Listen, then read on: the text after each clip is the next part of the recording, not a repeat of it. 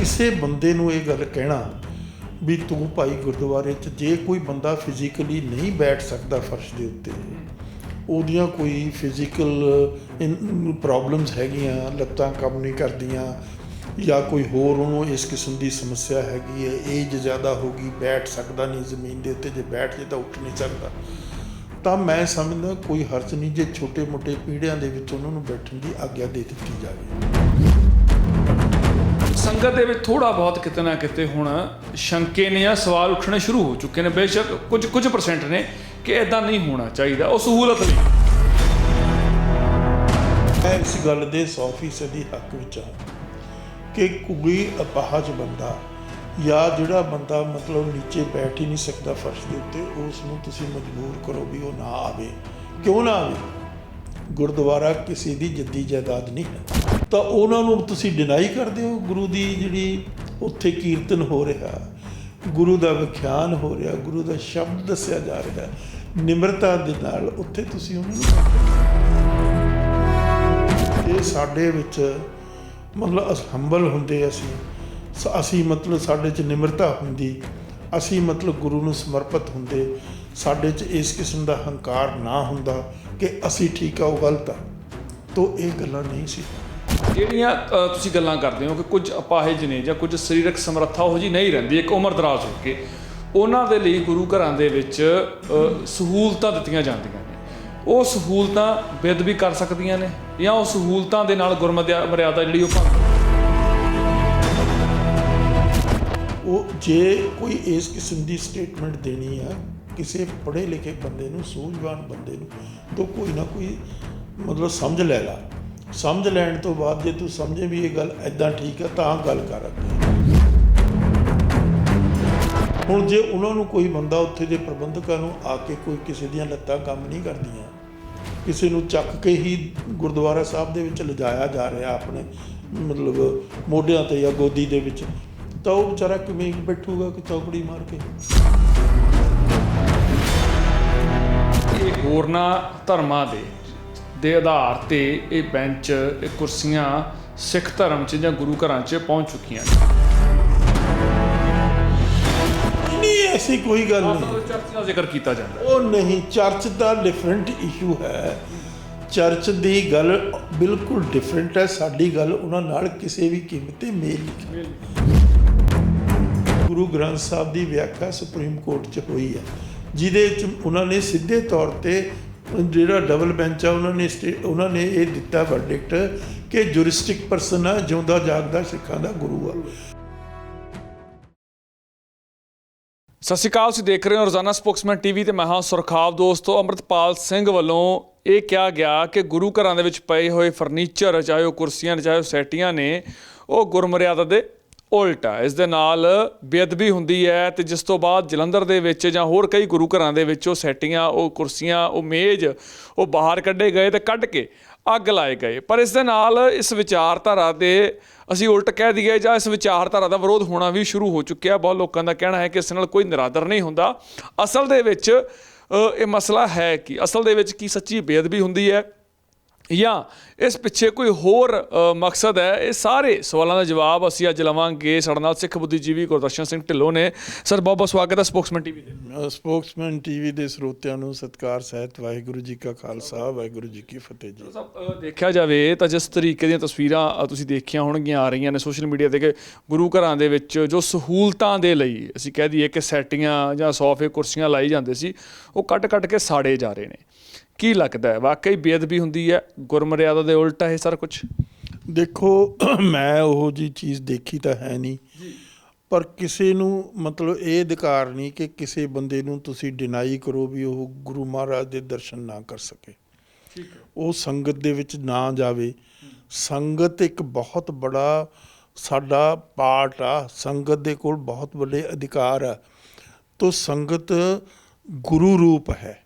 ਸੰਗਤ ਦੇ ਵਿੱਚ ਬੈਠਣਾ, ਸੰਗਤ ਦਾ ਪ੍ਰਭਾਵ ਲੈਣਾ, ਸੰਗਤ ਨੂੰ ਪ੍ਰਭਾਵ ਦੇਣਾ, ਇਹੀ ਸਾਡੀ ਇੱਕ ਟ੍ਰੈਡੀਸ਼ਨ ਆ ਗੁਰੂਆਂ ਨੇ ਜਿਹੜੇ ਸਾਡੇ ਵਿਰਸੇ 'ਚ ਸਾਨੂੰ ਦਿੱਤੀ ਹੈ।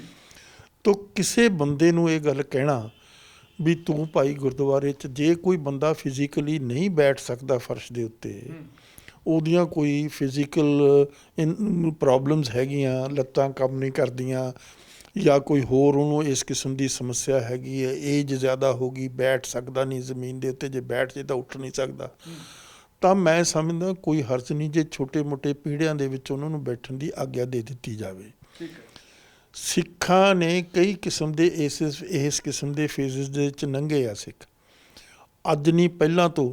ਦੇਖੋ ਗੁਰੂਆਂ ਨੇ ਬਹੁਤ ਵੱਡੀਆਂ ਗੱਲਾਂ ਕੀਤੀਆਂ, ਜਿਨ੍ਹਾਂ ਗੱਲਾਂ 'ਤੇ ਅਸੀਂ ਪਹੁੰਚ ਨਹੀਂ ਸਕੇ ਬਦਕਿਸਮਤੀ ਦੇ ਨਾਲ।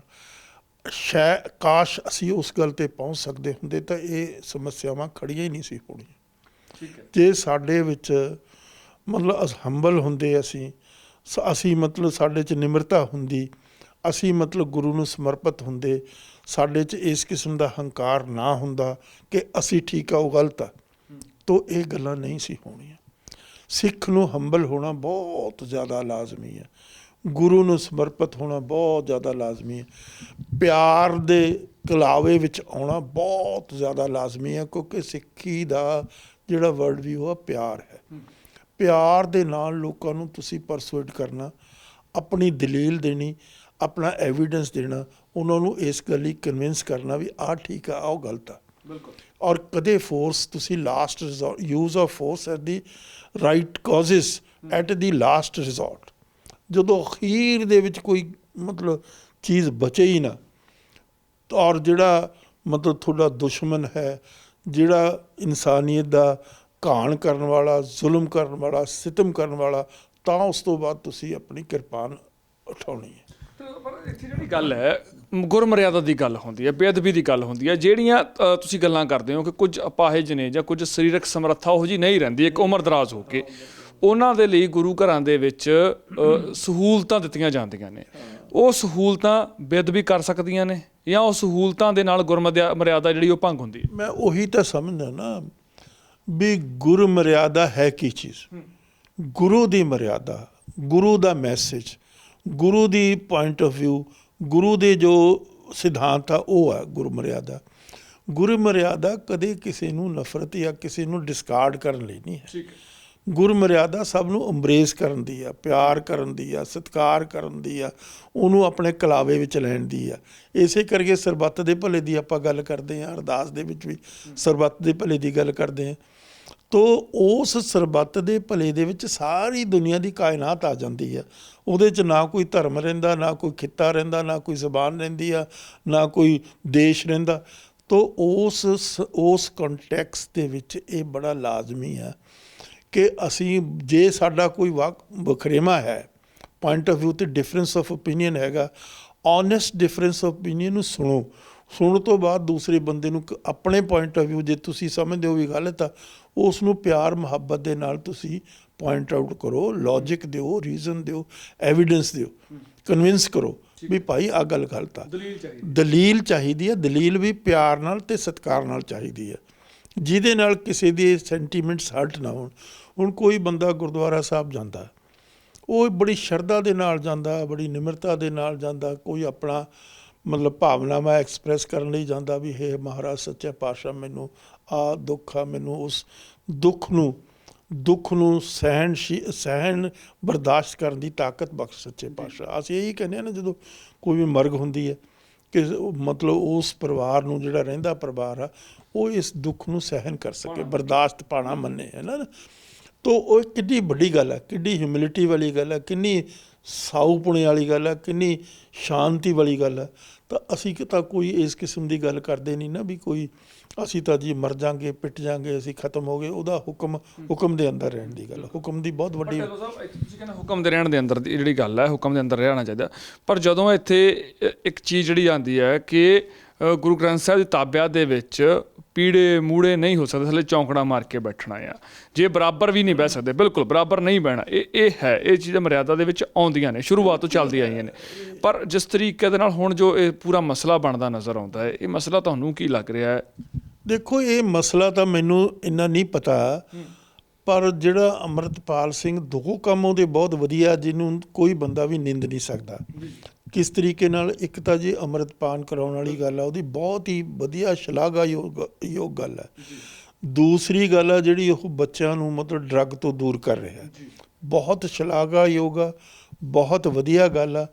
ਪਰ ਕਈ ਗੱਲਾਂ ਉਹ ਆਪ ਖੁਦਰੇ ਇਸ ਕਿਸਮ ਦੀਆਂ ਕਰ ਦਿੰਦਾ ਜਿਹੜੀਆਂ ਕਿ ਬਿਲਕੁਲ ਹੀ ਸਿੱਖੀ ਦੇ ਵਿਰੋਧ 'ਚ ਆ, ਪੰਜਾਬ ਦੇ ਵਿਰੋਧ 'ਚ ਆ। ਜਿਸ ਤਰ੍ਹਾਂ ਤੁਸੀਂ SYL ਦੀ ਗੱਲ ਕਰੋ, ਉਸ ਕਿਸਮ ਦੀ ਸਟੇਟਮੈਂਟ ਦੇ ਦੇਣੀ ਕਿ ਇਹਦੇ 'ਚ ਮਤਲਬ ਉਹਦੇ 'ਤੇ ਕਿੰਨਾ ਖੂਨ ਖਰਾਬਾ ਹੋਇਆ, ਦਰਬਾਰ ਸਾਹਿਬ ਢਾਹ ਢੇਰੀ ਹੋਇਆ, ਕਪੂਰੀ ਦਾ ਮੋਰਚਾ ਚੱਲਿਆ, ਕਾਹਦੇ ਪਿੱਛੇ ਚੱਲਿਆ, ਤੈਨੂੰ ਕਿਸੇ ਗੱਲ ਦੀ ਸਮਝ ਨਹੀਂ, ਕਿਸੇ ਗੱਲ ਦੀ ਡੈਪਥ ਨਹੀਂ ਤੈਨੂੰ।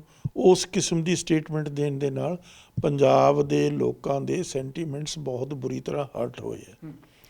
ਉਹ ਜੇ ਕੋਈ ਇਸ ਕਿਸਮ ਦੀ ਸਟੇਟਮੈਂਟ ਦੇਣੀ ਆ ਕਿਸੇ ਪੜ੍ਹੇ ਲਿਖੇ ਬੰਦੇ ਨੂੰ, ਸੂਝਵਾਨ ਬੰਦੇ ਨੂੰ, ਤਾਂ ਕੋਈ ਨਾ ਕੋਈ ਮਤਲਬ ਸਮਝ ਲੈ ਲਾ। ਸਮਝ ਲੈਣ ਤੋਂ ਬਾਅਦ ਜੇ ਤੂੰ ਸਮਝੇ ਵੀ ਇਹ ਗੱਲ ਇੱਦਾਂ ਠੀਕ ਹੈ ਤਾਂ ਗੱਲ ਕਰ ਅੱਗੇ, ਸਮਝੇ ਕਿ ਨਹੀਂ। ਉਸ ਨੂੰ ਮੇਰਾ ਨਹੀਂ ਖਿਆਲ ਜਿਹੜੇ ਪੰਜਾਬ ਨੂੰ ਸਮਰਪਿਤ ਲੋਕ ਆ ਉਹਨਾਂ ਨੇ ਕਿਸੇ ਨੇ ਵੀ ਉਸ ਸਟੇਟਮੈਂਟ ਨੂੰ ਐਪਰੀਸ਼ੀਏਟ ਕੀਤਾ ਹੋਵੇ, ਸਮਝੇ ਕਿ ਨਹੀਂ। ਤੋ ਇਸੇ ਤਰੀਕੇ ਦੀਆਂ ਹੋਰ ਗੱਲਾਂ ਵੀ ਹੈਗੀਆਂ ਜਿਸ ਕਿ ਹੁਣ ਆ ਜਿਹੜਾ ਵੱਡਾ ਵਿਵਾਦ ਖੜਾ ਕਰ ਦਿੱਤਾ, ਇਹ ਬੜਾ ਮਤਲਬ ਮੰਦਭਾਗੀ ਗੱਲ ਹੈ। ਇਸ ਗੱਲ ਕਰਨ ਤੋਂ ਪਹਿਲਾਂ ਉਸ 'ਤੇ ਵਿਚਾਰਧਾਰਾ ਹੋਣੀ ਚਾਹੀਦੀ ਸੀ, ਵਿਚਾਰ ਵਟਾਂਦਰਾ ਹੋਣਾ ਚਾਹੀਦਾ ਸੀ। ਔਰ ਇਸੇ ਤਰੀਕੇ ਦੇ ਨਾਲ ਜੇ ਇਹ ਕਰਨਾ ਵੀ ਸੀ, ਬਹੁਤ ਪਿਆਰ ਨਾਲ ਅਤੇ ਸੰਜਮ ਦੇ ਨਾਲ, ਸਮਝ ਨਾਲ, ਦਲੀਲ ਨਾਲ ਗੱਲ ਕਰਨੀ ਚਾਹੀਦੀ ਸੀ। ਉੱਥੇ ਦੇ ਜਿਹੜੇ ਪ੍ਰਬੰਧਕ ਆ ਉਹਨਾਂ ਨੂੰ ਪਹਿਲਾਂ ਸਮਝਾਉਣਾ ਚਾਹੀਦਾ ਸੀ, ਭਾਈ ਇਹ ਗੱਲ ਗਲਤ ਆ, ਐ ਹੋਣੀ ਨਹੀਂ ਚਾਹੀਦੀ। ਫਿਰ ਉਹਨਾਂ ਦੀ ਗੱਲ ਵੀ ਸੁਣਨੀ ਚਾਹੀਦੀ ਹੈ ਵੀ ਉਹਨਾਂ ਦੀਆਂ ਕੀ ਸਮੱਸਿਆਵਾਂ। ਹੁਣ ਜੇ ਉਹਨਾਂ ਨੂੰ ਕੋਈ ਬੰਦਾ ਉੱਥੇ ਦੇ ਪ੍ਰਬੰਧਕਾਂ ਨੂੰ ਆ ਕੇ ਕੋਈ ਕਿਸੇ ਦੀਆਂ ਲੱਤਾਂ ਕੰਮ ਨਹੀਂ ਕਰਦੀਆਂ, ਕਿਸੇ ਨੂੰ ਚੱਕ ਕੇ ਹੀ ਗੁਰਦੁਆਰਾ ਸਾਹਿਬ ਦੇ ਵਿੱਚ ਲਿਜਾਇਆ ਜਾ ਰਿਹਾ ਆਪਣੇ ਮਤਲਬ ਮੋਢਿਆਂ 'ਤੇ ਜਾਂ ਗੋਦੀ ਦੇ ਵਿੱਚ, ਤਾਂ ਉਹ ਵਿਚਾਰਾ ਕਿਵੇਂ ਬੈਠੂਗਾ ਕਿ ਚੌਂਕੜੀ ਮਾਰ ਕੇ, ਸਮਝੇ ਕਿ ਨਹੀਂ। ਇਸ ਤਰ੍ਹਾਂ ਅਸੀਂ ਛੋਟੇ ਬੱਚਿਆਂ ਨੂੰ ਨਹੀਂ ਲੈ ਜਾਂਦੇ ਦਰਬਾਰ ਸਾਹਿਬ ਦੇ ਵਿੱਚ, ਗੋਦੀ ਚੱਕ ਕੇ ਲੈ ਜਾਂਦੇ ਹਾਂ ਉਹਨਾਂ ਨੂੰ, ਸਮਝੇ ਕਿ ਨਹੀਂ। ਤੋ ਮੇਰਾ ਮਤਲਬ ਕਹਿਣ ਦਾ ਇਹ ਆ ਵੀ ਇਸ ਕਿਸਮ ਦੀਆਂ ਗੱਲਾਂ ਮਤਲਬ ਗੈਰ ਗੰਭੀਰ ਹੋ ਕੇ ਕਰਨ ਦੀ ਜ਼ਰੂਰਤ ਆ, ਨਾ ਕਿ ਉਸ ਦੇ ਉੱਤੇ ਕੋਈ ਧੱਕਾਜੋਰੀ ਕਰਨ ਦੀ ਜ਼ਰੂਰਤ। ਗੁਰਦੁਆਰਿਆਂ ਦੇ ਵਿੱਚ ਹੀ ਤੁਸੀਂ ਇੱਕ ਬਹੁਤ ਵੱਡਾ ਮਤਲਬ ਛੇੜ ਦਿੱਤਾ, ਵਿਵਾਦ ਛੇੜ ਦਿੱਤਾ। ਤੋ ਇਸ ਵਿਵਾਦ ਦੀ ਜ਼ਰੂਰਤ ਨਹੀਂ ਸੀ। ਇਸ ਵਿਵਾਦ ਨੂੰ ਬਹੁਤ ਸੁਚੱਜੇ ਢੰਗ ਦੇ ਨਾਲ ਹੈਂਡਲ ਕੀਤਾ ਜਾ ਸਕਦਾ ਸੀ। ਕਿਵੇਂ? ਕਿਉਂਕਿ ਸੰਗਤ ਦੇ ਵਿੱਚ ਥੋੜ੍ਹਾ ਬਹੁਤ ਕਿਤੇ ਨਾ ਕਿਤੇ ਹੁਣ ਸ਼ੰਕੇ ਨੇ ਜਾਂ ਸਵਾਲ ਉੱਠਣੇ ਸ਼ੁਰੂ ਹੋ ਚੁੱਕੇ ਨੇ, ਬੇਸ਼ੱਕ ਕੁਝ ਪਰਸੈਂਟ ਨੇ ਕਿ ਇੱਦਾਂ ਨਹੀਂ ਹੋਣਾ ਚਾਹੀਦਾ, ਉਹ ਸਹੂਲਤ ਲਈ ਨੇ। ਬਿਲਕੁਲ ਹਾਂ, ਮੈਂ ਇਸ ਗੱਲ ਦੇ 100% ਹੱਕ ਵਿੱਚ ਹਾਂ ਕਿ ਕੋਈ ਅਪਾਹਜ ਬੰਦਾ ਜਾਂ ਜਿਹੜਾ ਬੰਦਾ ਮਤਲਬ ਨੀਚੇ ਬੈਠ ਹੀ ਨਹੀਂ ਸਕਦਾ ਫਰਸ਼ ਦੇ ਉੱਤੇ, ਉਸ ਨੂੰ ਤੁਸੀਂ ਮਜਬੂਰ ਕਰੋ ਵੀ ਉਹ ਨਾ ਆਵੇ। ਕਿਉਂ ਨਾ ਆਵੇ? ਗੁਰਦੁਆਰਾ ਕਿਸੇ ਦੀ ਜੱਦੀ ਜਾਇਦਾਦ ਨਹੀਂ ਹੈ। ਗੁਰਦੁਆਰਾ ਸੰਗਤ ਦਾ, ਗੁਰਦੁਆਰਾ ਮਾਨਵਤਾ ਦਾ, ਗੁਰਦੁਆਰਾ ਗੁਰੂ ਦਾ ਦੁਆਰਾ। ਗੁਰੂ ਦੇ ਦੁਆਰੇ 'ਚ ਚਾਰੇ ਵਰਨਾਂ ਦੇ ਲੋਕ ਆ ਸਕਦੇ, ਹਰ ਮਜ਼ਹਬ ਦਾ ਲੋਕ ਆ ਸਕਦੇ, ਹਰ ਜਿਹੜਾ ਮਨੁੱਖ ਆ ਉੱਥੇ ਜਾ ਸਕਦਾ।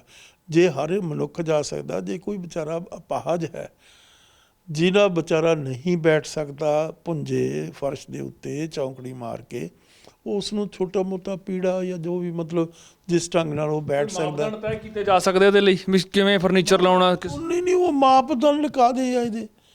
ਜਿਸ ਤਰ੍ਹਾਂ ਦੀ ਬੰਦਿਆਂ ਨੂੰ ਮਾੜੀ ਮੋਟੀ ਸਹੂਲਤ ਦੇ ਕੇ ਤੁਸੀਂ ਉੱਥੇ ਬਿਠਾ ਦਿਓ, ਇੱਕ ਪਾਸੇ ਤੁਸੀਂ ਬਿਠਾ ਦਿਓ ਉਹਨਾਂ ਨੂੰ। ਠੀਕ ਹੈ। ਮੈਂ ਤਾਂ ਸਾਰੇ ਦੇਖਦਾ 8 ਸੈਕਟਰ ਦਾ ਗੁਰਦੁਆਰਾ ਹੋਰ ਸਾਰੇ ਉੱਥੇ ਰੱਖੇ ਵੀ ਆ ਇਸ ਤਰ੍ਹਾਂ ਦੇ, ਜਿਹੜੇ ਵਿਚਾਰੇ ਆਉਂਦੇ ਆ ਉਹ ਉੱਥੇ ਬੈਠ ਜਾਂਦੀਆਂ। ਜਨਾਨੀਆਂ ਤੁਰ ਵੀ ਨਹੀਂ ਸਕਦੀਆਂ, ਉਹਨਾਂ ਨੂੰ ਬੱਲੇ ਫੜ ਕੇ ਲਿਆਉਂਦੇ ਆ, ਉਹ ਮਤਲਬ ਉੱਥੋਂ ਮੱਥਾ ਟਿਕਾ ਕੇ ਉੱਥੇ ਬਿਠਾ ਦਿੰਦੇ।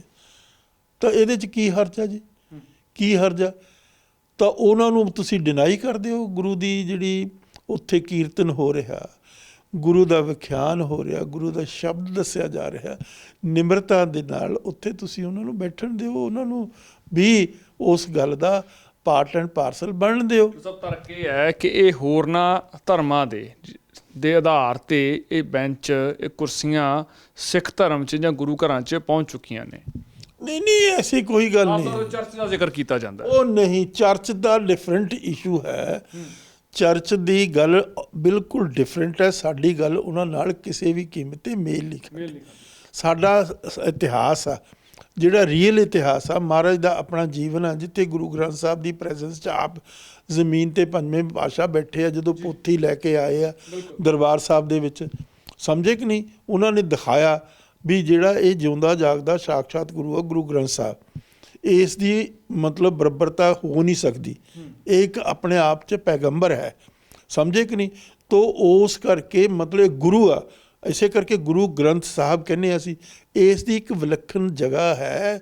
ਜਿਹੜੀ ਬਾਈਬਲ ਹੈ ਉਸ ਦਾ ਉਹ ਸਟੇਟਸ ਨਹੀਂ, ਉਸ ਦੀ ਉਹ ਪੋਜੀਸ਼ਨ ਨਹੀਂ। ਮੈਂ ਉਹਨੂੰ ਨਿੰਦ ਨਹੀਂ ਰਿਹਾ, ਮੈਂ ਕਿਸੇ ਧਰਮ ਦੀ ਨਿੰਦਿਆ ਨਹੀਂ ਕਰਦਾ। ਉਹਨਾਂ ਦੇ ਆਪਣੇ ਇਨਵਾਇਰਮੈਂਟਲ ਫੈਕਟਰਸ ਕੁਝ ਵੀ ਹੋ ਸਕਦੇ ਆ, ਪਰ ਬਾਈਬਲ ਜਿਹੜੀ ਹੈ ਉਹ ਸਬੋਰਡੀਨੇਟ ਹੈ ਪ੍ਰੋਫਿਟ ਨੂੰ। ਠੀਕ ਹੈ। ਗੁਰੂ ਗ੍ਰੰਥ ਸਾਹਿਬ ਦੇ ਅਧੀਨ ਹੈ ਗੁਰੂ। ਸਮਝੇ ਕਿ ਨਹੀਂ ਮੇਰੀ ਗੱਲ?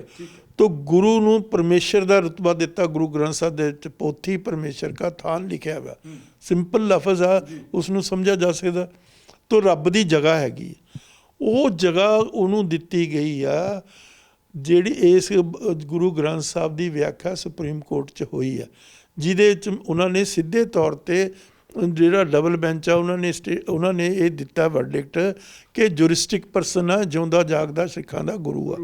ਔਰ ਉਹਨਾਂ ਨੇ ਸਿੱਧੇ ਤੌਰ 'ਤੇ ਤਿੰਨੇ ਹਿੰਦੂ ਜੱਜ, ਉਹਨਾਂ ਨੇ ਸਾਫ਼ ਤੌਰ 'ਤੇ ਇਹ ਗੱਲ ਕਹੀ ਆ ਕਿ ਨਾ ਤਾਂ ਹਿੰਦੂਆਂ ਦਾ ਆਈਡਲ ਇਹਦੇ ਬਰਾਬਰ ਆ, ਸਮਝੇ ਕਿ ਨਹੀਂ, ਨਾ ਜਿਹੜਾ ਕ੍ਰਿਸਚਨ ਦਾ ਕ੍ਰਾਸ ਇਹਦੇ ਬਰਾਬਰ ਆ। ਇਹ ਗੱਲ ਉਹਨਾਂ ਨੇ ਬੜੀ ਸਪਸ਼ਟ ਕੀਤੀ ਗਈ ਆ। ਮੈਂ ਤਾਂ ਕੌਣ ਆ ਕਹਿਣ ਵਾਲਾ? ਹਿੰਦੁਸਤਾਨ ਦੇ ਸੁਪਰੀਮ ਕੋਰਟ ਦੀ ਕਲੀਅਰ ਇਹ ਜੱਜਮੈਂਟ ਹੈਗੀ ਆ। ਤੋ ਉਸ ਮਤਲਬ ਜੱਜਮੈਂਟ ਦੇ ਮੁਤਾਬਿਕ ਜਿਹੜਾ ਗੁਰੂ ਗ੍ਰੰਥ ਸਾਹਿਬ ਦਾ ਗੁਰੂ ਦਾ ਸਟੇਟਸ ਆ, ਜੁਰਿਸਟਿਕ ਪਰਸਨ ਉਹਨਾਂ ਨੇ ਲਫ਼ਜ਼ ਯੂਜ਼ ਕੀਤਾ, ਸਮਝੇ ਕਿ ਨਹੀਂ? ਜੁਰਿਸਟਿਕ ਪਰਸਨ ਉਹ ਹੁੰਦਾ ਜਿਹੜਾ ਜਿਉਂਦਾ ਜਾਗਦਾ ਹੋਵੇ, ਜਿਹਦੇ ਨਾਂ 'ਤੇ ਪ੍ਰਾਪਰਟੀ ਰਜਿਸਟਰੀ ਹੋ ਸਕਦੀ ਹੈ, ਇੰਤਕਾਲ ਹੋ ਸਕਦਾ, ਸਭ ਕੁਝ ਹੋ ਸਕਦਾ, ਸਮਝੇ ਕਿ ਨਹੀਂ? ਢਿੱਲੋਂ ਸਾਹਿਬ, ਇੱਥੇ ਜਦੋਂ ਬੈਂਚ ਬਾਹਰ ਕੱਢੇ ਗਏ, ਸਾੜੇ ਗਏ, ਉਸ ਤੋਂ ਬਾਅਦ ਇਹ ਕਿਹਾ ਗਿਆ, ਕਈ ਜਿਹੜੇ ਸਿੱਖ ਆਗੂ ਨੇ ਜਾਂ ਹੋਰ ਵਿਦਵਾਨ ਨੇ ਉਹ ਕਹਿੰਦੇ ਨੇ ਕਿ ਇਹਨਾਂ ਨੂੰ ਕਿਸੇ ਗਰੀਬ ਨੂੰ, ਲੋੜਵੰਦ ਨੂੰ ਦਾਨ 'ਚ ਦੇ ਦਿਓ, ਸਾੜੋ ਨਾ, ਇਹਦੀ ਸਹੀ ਵਰਤੋਂ ਹੋ ਜਾਊਗੀ। ਪਰ ਉਦੋਂ ਤਰਕ ਆਉਂਦਾ ਹੈ ਕਿ ਜਿਹੜੇ ਬੈਂਚ 'ਤੇ ਜਾ ਕੇ ਹਜੂਰ ਮਤਲਬ ਗੁਰੂ ਸਾਹਿਬ ਦੀ ਹਾਜ਼ਰੀ 'ਚ ਸੰਗਤ ਬੈਠ ਗਈ, ਉਹ ਕਿਸੇ ਦੇ ਘਰ 'ਚ ਨਹੀਂ ਜਾ ਸਕਦਾ, ਉਹ ਹੈ ਹੀ ਨਹੀਂ, ਕਾਬਿਲ ਹੀ ਨਹੀਂ ਹੈ ਕਿਸੇ ਦੇ ਘਰ ਜਾਵੇ ਉਹ ਫਰਨੀਚਰ। ਨਹੀਂ, ਇੱਕ ਪਾਸੇ ਤਾਂ ਉਸ ਫਰਨੀਚਰ ਨੂੰ ਤੁਸੀਂ ਸਾੜ ਰਹੇ ਹੋ, ਇੱਕ ਪਾਸੇ ਉਸ ਨੂੰ ਸੈਂਕਟਿਟੀ ਦੇ ਰਹੇ ਹੋ ਵੀ ਉਹ ਮਤਲਬ ਇੰਨਾ ਪਾਕ ਆ। ਨਹੀਂ, ਪਾਕ ਨਹੀਂ, ਉਹਨਾਂ ਨੇ ਇਹ ਗੱਲ ਕਹੀ ਆ ਵੀ ਇਹ ਕੁਤਾਹੀ ਹੋਈ ਹੈ, ਇਹ ਕੁਤਾਹੀ ਹੋ ਗਈ ਕਿ ਉਸ ਚੀਜ਼ 'ਤੇ ਬਹਿ ਗਈ ਅਤੇ ਉਹ ਚੀਜ਼ ਮੰਦਭਾਗੀ ਆ, ਮਤਲਬ ਚੀਜ਼ ਬਹੁਤ ਖਰਾਬ ਹੈ। ਇਹ ਤੁਸੀਂ ਆਈਡਲਿਜ਼ਮ 'ਚ ਪੈ ਗਏ ਨਾ। ਆਈਡਲਿਜ਼ਮ, IDOL, ਆਈਡਲਿਜ਼ਮ, ਉਹ ਇਹੋ ਜਿਹੀਆਂ ਕੋਈ ਗੱਲਾਂ ਹੈ ਨਹੀਂ। ਹੱਥ ਲਾਉਣ ਦੇ ਨਾਲ ਜਾਂ ਕਿਸੇ ਦੇ ਬੈਠਣ ਦੇ ਨਾਲ ਉਹ ਕੋਈ ਨਾਪਾਕ ਹੋ ਗਈ ਉਹ ਚੀਜ਼। ਠੀਕ ਹੈ। ਉਹ ਕਿਸੇ ਗਰੀਬ ਨੂੰ ਦੇ ਦਿਓ, ਕਿਸੇ ਲੋੜਵੰਦ ਨੂੰ ਦੇ ਦਿਓ, ਕਿਸੇ ਐਸੇ ਅਦਾਰੇ 'ਚ ਰੱਖ ਦਿਓ, ਸਕੂਲ ਦੇ ਵਿੱਚ ਜਾਂ ਕਿਸੇ ਹੋਰ ਇਸ ਕਿਸਮ ਦੇ ਇੰਸਟੀਟਿਊਸ਼ਨ, ਲੋਕ ਉਸ ਦਾ ਇਸਤੇਮਾਲ ਕਰ ਸਕਣ ਜੇ ਇਸਤੇਮਾਲ ਹੋਣ ਵਾਲੀ ਚੀਜ਼ ਹੈ। ਤੋ ਇਸ ਕਿਸਮ ਦੀਆਂ ਮਤਲਬ ਬੇਬੁਨਿਆਦ ਕਿਸਮ ਦੀਆਂ ਦਲੀਲਾਂ ਦੇਣੀਆਂ ਇਹ ਸ਼ੋਭਦੀਆਂ ਨਹੀਂ। ਸਿੱਖਾਂ ਨੇ ਹਰ ਚੀਜ਼ ਨੂੰ ਵਕਤ ਨਾ ਵਕਤ ਮਤਲਬ ਉਹਨਾਂ ਨੇ ਗੱਲ ਨੂੰ ਐਨਾਲਾਈਜ਼ ਕਰਕੇ ਅੱਗੇ ਵਧੇ ਆ। ਮੈਂ ਜਿਸ ਤਰ੍ਹਾਂ ਬਿਜਲੀ ਦੀ ਗੱਲ ਕਰਾਂ, ਦਰਬਾਰ ਸਾਹਿਬ ਦੇ ਜਦੋਂ ਬਿਜਲੀ ਲਾਉਣ ਦੀ ਸਵਾਲ ਆਇਆ, ਸਿੱਖਾਂ 'ਚ ਮਤਲਬ ਇਸੇ ਤਰੀਕੇ ਦੀ ਆਪਸ ਵਿੱਚ ਦਫਾੜ ਹੋ ਗਏ। ਕੁਛ ਕਹਿੰਦੇ ਵੀ ਬਿਜਲੀ ਲੱਗਣੀ ਹੋਣੀ ਚਾਹੀਦੀ ਕਿਉਂਕਿ ਮਹਾਰਾਜ ਦੇ ਟਾਈਮ ਦੀ, ਗੁਰੂਆਂ ਦੇ ਟਾਈਮ ਦੇ ਵਿੱਚ ਜੋਤ ਸੀਗੀ। ਤਾਂ ਕੁਛ ਕਹਿਣ ਲੱਗੇ ਵੀ ਲੱਗਣੀ ਚਾਹੀਦੀ ਆ। ਜੋਤ ਜਿਹੜੀ ਸੀ ਉਸ ਵੇਲੇ ਤਾਂ ਸੀ ਕਿਉਂਕਿ ਬਿਜਲੀ ਅਵੇਲੇਬਲ ਨਹੀਂ ਸੀਗੀ। ਹਾਂ, ਸੋਰਸ ਆਫ ਲਾਈਟ ਸੀ, ਬਿਜਲੀ ਅਵੇਲੇਬਲ ਨਹੀਂ ਸੀਗੀ। ਤਾਂ ਜਦੋਂ ਬਿਜਲੀ ਆਈ ਤਾਂ ਉਹਨਾਂ ਨੇ ਉਸ ਦਾ ਫਿਰ ਹੌਲੀ ਹੌਲੀ ਹੁਣ ਦੀ ਗੱਲ ਆ, ਹੁਣ ਕੋਈ 4-5 ਸਾਲ ਦੀ ਗੱਲ ਆ, ਬੜਾ ਰੌਲਾ ਪਿਆ ਵੀ ਜਿਹੜਾ ਦਰਬਾਰ ਸਾਹਿਬ ਦੇ ਵਿੱਚ ਆ ਉਸ ਦੇ ਵਿੱਚ AC ਨਹੀਂ ਲੱਗਣੇ ਚਾਹੀਦੇ। ਤੁਹਾਨੂੰ ਯਾਦ ਆ ਇਸ ਗੱਲ? ਪਿਆ ਸੀ ਨਾ ਰੌਲਾ। ਤਾਂ ਫਿਰ ਹੁਣ AC ਲੱਗ ਗਏ। ਕੀ ਨੁਕਸਾਨ ਹੋ ਗਿਆ ਉਸ ਦੇ ਨਾਲ? ਫਾਇਦਾ ਹੋ ਗਿਆ। ਇੰਨਾ ਉੱਥੇ ਇਕੱਠ ਹੁੰਦਾ, ਇੰਨਾ ਕੰਜੈਸ਼ਨ ਹੁੰਦਾ, ਉਹਦੇ ਨਾਲ ਮਤਲਬ ਪੋਲਿਊਸ਼ਨ ਵੀ ਹੋ ਜਾਂਦੀ ਆ। ਕਿੰਨੇ ਬੰਦੇ ਇਕੱਠੇ ਹੋਏ ਤਾਂ ਉਸ ਦੇ ਨਾਲ ਮਤਲਬ ਲੋਕਾਂ ਨੂੰ ਮਤਲਬ ਚੰਗੀ ਗੱਲ ਲੱਗਦੀ ਹੈ। ਸਹੂਲਤ ਬਹੁਤ ਵੱਡੀ ਹੈ, ਸਹੂਲਤ ਜ਼ਰੂਰੀ ਚਾਹੀਦੀ। ਤੁਸੀਂ ਆਪਣੇ ਆਪ ਨੂੰ ਟੌਰਚਰ ਕਰਨਾ ਇਹ ਸਿੱਖੀਜ਼ਮ 'ਚ ਨਹੀਂ ਹੈ। ਆਪਣੇ ਆਪ ਨੂੰ ਟੌਰਚਰ ਕਰਕੇ ਸੂਲਾਂ ਦੇ ਉੱਤੇ ਬੈਠਣਾ, ਜਿਵੇਂ ਸਾਧ ਕਰਦੇ ਆ ਹਰਿਦੁਆਰ ਬਨਾਰਸ ਤੁਸੀਂ ਚਲੇ ਜਾਓ, ਉਹ ਫੱਟੀ 'ਤੇ ਸੂਲੀਆਂ ਗੱਡ ਕੇ ਨਾ ਕਿੱਲ ਗੱਡ ਕੇ ਉਹਦੇ 'ਤੇ ਬੈਠਦੇ ਆ। ਇਹ ਚੀਜ਼ ਨਹੀਂ ਹੈ। ਦਿਸ ਇਜ਼ ਰਿਜੈਕਟਡ ਬਾਈ ਗੁਰੂ। ਇਹ ਜਿਹੜਾ ਰੱਬ ਨੇ ਸਾਨੂੰ ਸਰੀਰ ਵੀ ਦਿੱਤਾ ਇਹ ਵੀ ਪਾਕ ਆ। ਬਿਲਕੁਲ। ਇਸ ਨੂੰ ਇਸੇ ਕਰਕੇ ਖਾਣ ਪੀਣ 'ਤੇ ਵੀ ਮਹਾਰਾਜ ਨੇ ਕਿਹਾ ਵੀ ਸੰਜਮ ਦੇ ਵਿੱਚ ਖਾਓ, ਸੰਜਮ ਦੇ ਵਿੱਚ ਰਹੋ, ਸੰਜਮ ਦੇ ਵਿੱਚ ਸੌਂ, ਸੰਜਮ ਦੇ ਵਿੱਚ ਨੀਂਦ ਲਓ। ਹਰ ਚੀਜ਼ ਦੀ ਉਹਨਾਂ ਨੇ ਵਿਆਖਿਆ ਕੀਤੀ ਹੈ ਗੁਰੂ ਗ੍ਰੰਥ ਸਾਹਿਬ ਦੇ ਵਿੱਚ। ਤਾਂ ਤੁਸੀਂ ਆਪਣੇ ਆਪ ਨੂੰ ਟੌਰਚਰ ਕਰਨਾ ਕਿਹੜੀ ਇਹ ਕੋਈ ਗੱਲ ਸਿੱਖੀ ਦੇ ਵਿੱਚ ਨਹੀਂ ਹੈਗੀ। ਸਿੱਖੀ ਆਰਾਮ ਨਾਲ ਤੁਸੀਂ ਸ਼ਾਂਤ ਸੰਜਮ ਦੇ ਵਿੱਚ ਰਹਿ ਕੇ ਜੀਵਨ ਆਪਣਾ ਬਤੀਤ ਕਰਨਾ, ਆਪਣੇ ਆਪ ਨੂੰ ਟੌਰਚਰ ਥੋੜ੍ਹਾ ਕਰਨਾ। ਤੋ ਇਸੇ ਤਰੀਕੇ ਨਾਲ ਪ੍ਰਿੰਟਿੰਗ ਪ੍ਰੈਸ ਦੇ ਉੱਤੇ ਰੌਲਾ ਪਿਆ। ਮੈਨੂੰ ਪਤਾ, ਮੈਂ ਸਿੰਘ ਸਭਾ ਦੇ PhD ਕੀਤੀ ਹੈ, ਤਾਂ ਉੱਥੇ ਵੀ ਮੁਖਾਲਫਤ ਹੋਈ ਵੀ ਗੁਰੂ ਦਾ ਜਿਹੜਾ ਸ਼ਬਦ ਆ ਉਹ ਲਿਖਿਆ ਨਹੀਂ ਜਾ ਸਕਦਾ, ਉਹਨੂੰ ਪ੍ਰਿੰਟ ਨਹੀਂ ਕੀਤਾ ਜਾ ਸਕਦਾ। ਪਰ ਉਸ ਪ੍ਰਿੰਟ ਨੂੰ ਇਸਤੇਮਾਲ ਕਰਕੇ ਸਿੰਘ ਸਭਾ ਲੀਡਰ ਜਿਹੜੇ ਬਹੁਤ ਹੀ ਵਧੀਆ, ਬਹੁਤ ਹੀ ਸਿਆਣੇ, ਸੂਝਵਾਨ ਵਿਦਵਾਨ ਸੀ, ਗਿਆਨੀ ਦਿੱਤ ਸਿੰਘ ਵਰਗੇ, ਪ੍ਰੋਫੈਸਰ ਗੁਰਮੁਖ ਸਿੰਘ ਵਰਗੇ, ਭਾਈ ਜਵਾਹਰ ਸਿੰਘ ਵਰਗੇ, ਭਾਈ ਕਾਹਨ ਸਿੰਘ ਵਰਗੇ, ਉਹਨਾਂ ਨੇ ਹਜ਼ਾਰਾਂ ਲੱਖਾਂ ਕੀ ਕਹਿੰਦੇ ਟਰੈਕਟ ਛਾਪੇ, ਔਰ ਟਰੈਕਟ ਛਾਪੇ, ਅਖਬਾਰ ਕੱਢੇ, ਕਿਤਾਬਾਂ ਲਿਖੀਆਂ, 65 ਕਿਤਾਬਾਂ ਲਿਖੀਆਂ ਗਿਆਨੀ ਦਿੱਤ ਸਿੰਘ ਜੀ ਨੇ। ਔਰ ਉਹਨਾਂ ਨੇ ਉਸ ਪ੍ਰਚਾਰ ਦੇ ਨਾਲ ਜਿਹੜਾ ਸਿੱਖਾਂ ਦੇ ਉੱਤੇ ਇੱਕ ਹਰ ਕਿਸਮ ਦਾ ਅਟੈਕ ਚਾਰੇ ਪਾਸਿਓਂ ਹੋ ਰਿਹਾ ਸੀ, ਉਸ ਨੂੰ ਠੱਲ ਪਾਈ ਉਹਨਾਂ ਲੋਕਾਂ ਨੇ। ਤਾਂ ਉਹਨਾਂ ਦੀ ਬਹੁਤ ਵੱਡੀ ਕੰਟਰੀਬਿਊਸ਼ਨ ਆ। ਯੂਜ਼ ਕੀਤੇ ਮਾਡਰਨ ਇੰਸਟਰੂਮੈਂਟਸ, ਲੇਟੈਸਟ ਇੰਸਟਰੂਮੈਂਟਸ। ਹੁਣ ਅਸੀਂ ਸੋਸ਼ਲ ਮੀਡੀਆ ਨਹੀਂ ਯੂਜ਼ ਕਰਦੇ, ਅਜੋਕੇ ਸਮੇਂ ਦੇ ਨਾਲ ਮਤਲਬ ਨਿਕਾਸ ਤੇ ਵਿਕਾਸ ਦੀ ਲੋੜ ਰਹੀ ਹੈ, ਤੁਰਦੇ ਰਹੇ। ਹਾਂ ਹੁਣ ਤੁਸੀਂ ਜੇ ਇਹੀ ਕਹੀ ਜਾਓ ਵੀ ਜੀ ਖੇਤਾਂ 'ਚ ਬਲਦਾਂ ਨਾਲ ਹੀ ਹੋਊ, ਮੈਨੂੰ ਪਤਾ ਜਦੋਂ ਟਰੈਕਟਰ ਆਏ ਆ, ਮੈਂ ਉਦੋਂ ਕਾਲਜ ਪੜ੍ਹਦਾ ਸੀ, ਲੋਕਾਂ ਨੇ ਬੜਾ ਪ੍ਰੋਟੈਸਟ ਕੀਤਾ, ਇਹ ਤਾਂ ਜੀ ਤਬਾਹ ਕਰ ਦੇਣਗੇ, ਤਾਂ ਆਹ ਹੋ ਜੂਏ। ਟਿਊਬਵੈੱਲ ਆਏ, ਸਬਰਸੀਬਲ ਪੰਪ ਲੱਗੇ, ਇਸ ਦੀ ਮੁਖਾਲਫਤ ਹੋਈ। ਤਾਂ ਮੇਰਾ ਮਤਲਬ ਕਹਿਣ ਦਾ ਹੈ, ਇਹ ਜਦੋਂ ਵੀ ਕੋਈ ਨਵੀਂ ਚੀਜ਼ ਆਏਗੀ ਉਸ ਦੀ ਮੁਖਾਲਫਤ ਵੀ ਹੋਏਗੀ, ਠੀਕ ਹੈ, ਪਰ ਉਸ ਮੁਖਾਲਫਤ ਨੂੰ ਸਮਝਣ ਦੀ ਵੀ ਜ਼ਰੂਰਤ ਆ। ਜਿਹੜੀ ਨਵੀਂ ਚੀਜ਼ ਆ ਉਹਦੇ ਫਾਇਦੇ ਗੁਣਗਾਨ ਉਹਨੂੰ ਸਮਝ ਕੇ ਵਿਚਾਰ ਕੇ, ਕੋਈ ਲੜਾਈ ਝਗੜਾ ਕਰਨ ਦੀ ਲੋੜ ਨਹੀਂ। ਜਿਸ ਤਰ੍ਹਾਂ ਮੈਂ ਤੁਹਾਨੂੰ ਬਿਜਲੀ ਦੀ ਮਿਸਾਲ ਦਿੱਤੀ, ਪ੍ਰਿੰਟਿੰਗ ਪ੍ਰੈਸ ਦੀ। ਹੁਣ ਇਸੇ ਤਰੀਕੇ ਨਾਲ ਸਿੱਖਾਂ ਨੇ ਪੰਜਾਬ ਸਿੰਧ ਬੈਂਕ ਬਣਾਇਆ, 1905 'ਚ ਬਣਾਇਆ, ਮੈਨੂੰ ਹੁਣ ਐਗਜ਼ੈਕਟ ਡੇਟ ਭੁੱਲ ਗਈ। ਉਹ ਸਿੱਖਾਂ ਦਾ ਬਣਾਇਆ ਹੋਇਆ ਬੈਂਕ ਸੀ।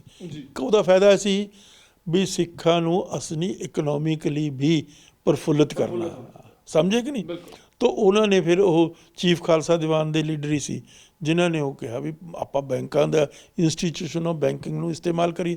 ਹੁਣ ਤੁਹਾਨੂੰ ਇੱਥੇ ਮਿਸਾਲ ਦੱਸਦਾ, ਇਸਲਾਮ ਦੇ ਵਿੱਚ ਜਿਹੜਾ ਇੰਟਰਸਟ ਲੈਣਾ ਉਹ ਵਰਜਿਤ ਆ, ਠੀਕ ਹੈ, ਸਮਝੇ ਨਹੀਂ ਮੇਰੀ ਗੱਲ।